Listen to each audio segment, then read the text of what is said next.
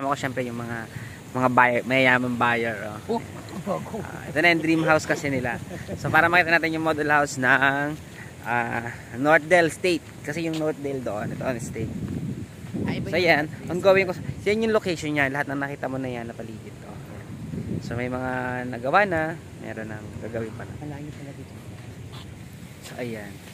Ayan sila. Oh. Aking mga buyer. Oh. Bayot. Bayot pala, hindi bayot. So ayan. Huwag tumungo. Diretso kayo. Ayan, tinan nyo yung bahay. Ito siya.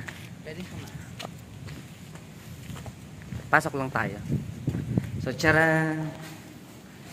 So, provision for 2 to 3 bedroom siya. So, ito yan. So, pagpasok niya yung stairs, ito na. Parang receiving area, kitchen, may toilet sa lababa, and then yung service area sa likod yan. So, malaki siya. Oo. Pwede siya for extension ng dirty kitchen, tapos laundry. Tapos mataas. Alisin mo yung kitchen sa loob.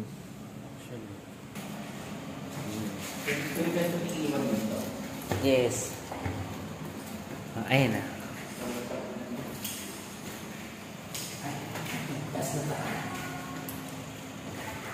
So, provision siya for 2 bedroom.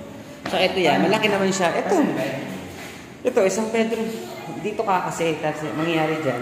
Yan yung, tapos, ito may door dito. Tapos, pwede ka pa mag-extend dito. Kasi may sa second floor mo.